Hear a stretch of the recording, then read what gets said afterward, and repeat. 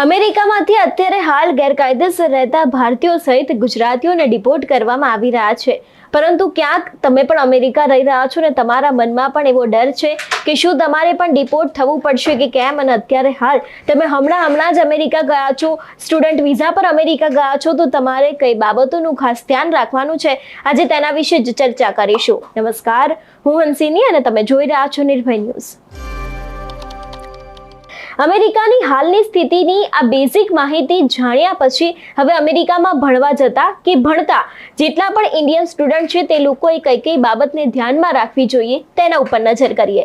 પહેલા તો સ્ટુડન્ટે યુનિવર્સિટીના નિયમો અને સપોર્ટ સિસ્ટમને સારી રીતે સમજી લેવી જોઈએ. દરેક યુનિવર્સિટીની એન્ટી ડિસ્ક્રિમિનેશનની પોલિસી હોય છે, તેના ટાઇટલ I-X અને સિવિલ રાઇટ્સ એક્ટ હેઠળ તમને મળતા હકોને જાણી લેવા જોઈએ, જે સ્ટુડન્ટને વિંશીય ભેદભાવ અને સતામણી સામે રક્ષણ મળશે. એટલે કે જો તમને કદાચ ત્યાં કોઈ હેરાન કરતું હોય, કોઈ ભેદભાવ થતો હોય, તો તમે આ એક્ટ હેઠળ જેટલા પણ લોકો છે એ લોકોની સાથે સંકળાયેલા હશો તો તમને તે દરેક જે કિસ્સાઓ હશે અથવા તો જે ઘટના બની હશે એમાંથી તમને બહાર નીકળવામાં પણ મદદ મળશે. તે બાદ આવે છે office of diversity and inclusion, પણ તમારી હેલ્પ કરી શકશે. ભલે કેટલાક એવા પ્રોગ્રામો છે જેને રિમૂવ કરી દેવામાં આવ્યા હોય, પરંતુ યુનિવર્સિટીઓ પાસે હજી પણ વૈકલ્પિક સપોર્ટ સ્ટ્રક્ચર છે જે માર્ગદર્શન આપી શકે તેવા સ્ટુડન્ટ ઓર્ગેનાઇઝેશન અને ફેકલ્ટી મેમ્બર્સ તમારે શોધી લેવા જોઈએ.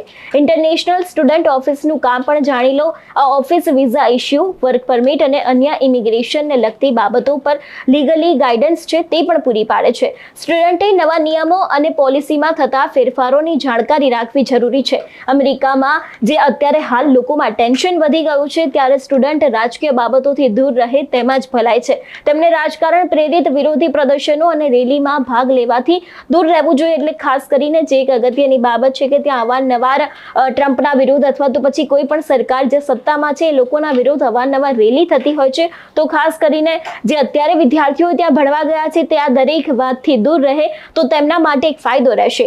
તાજેતરમાં જ અનેક એવા લોકો છે જે લોકો તેમના સમર્થનમાં આવ્યા હતા અને પ્રદર્શનમાં ભાગ લેનાર કેટલાક સ્ટુડન્ટ સામે કાર્યવાહી પણ કરવામાં આવી હતી.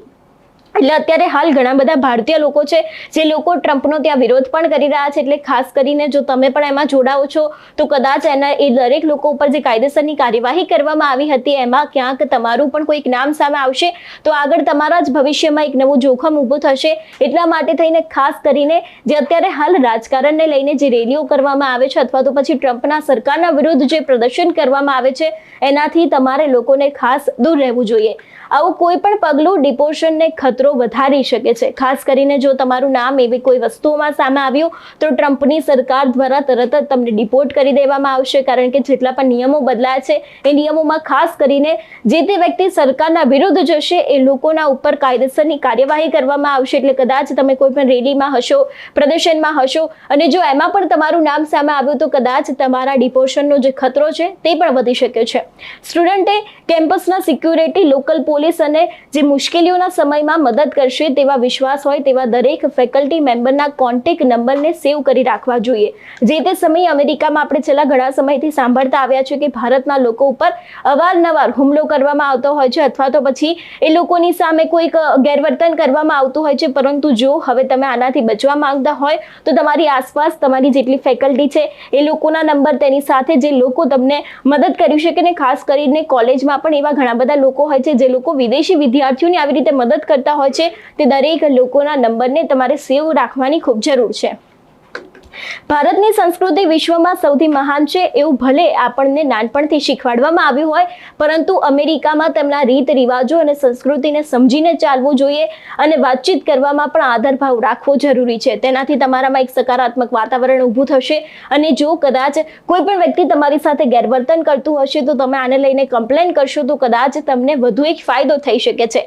એટલે જેટલા પણ વિદ્યાર્થીઓ અત્યારે ત્યાં ગયા છે એ લોકોને ખાસ કરીને તમે જે તે કોલેજમાં ભણો છો એ કોલેજમાં તમને વિઝાને લઈને અપડેટ મળી શકે છે, વર્ક પરમિટને લઈને અપડેટ મળી શકે છે, ગ્રીન કાર્ડને લઈને અપડેટ મળી શકે છે. જો તમને કોઈ હેરાન કરે, તમારી સાથે કોઈ ગેરવર્તન કરે તો તે દરેક લોકોની સામે તમે શું કાર્યવાહી કરી શકો છો તે દરેક વાતને લઈને તમને ત્યાંના જ લોકો મદદ કરી શકે છે. એટલે ખાસ કરીને તમે અત્યારે અમેરિકા જવાના છો અથવા તો પછી નવા અમેરિકા પહોંચ્યા છો તો તમારે આ દરેક લોકોની સાથે વાતચીત કરવી અત્યારે હાલ ખૂબ જરૂરી છે. છે. તમારું શું માનવું છે આ વિષયને લઈને અમને કમેન્ટ કરીને ચોક્કસથી જણાવજો. તેની સાથે જ અમારી ચેનલ નિર્ભય ન્યૂઝને લાઇક, શેર અને સબસ્ક્રાઇબ કરવાનું ભૂલશો નહીં. નમસ્કાર.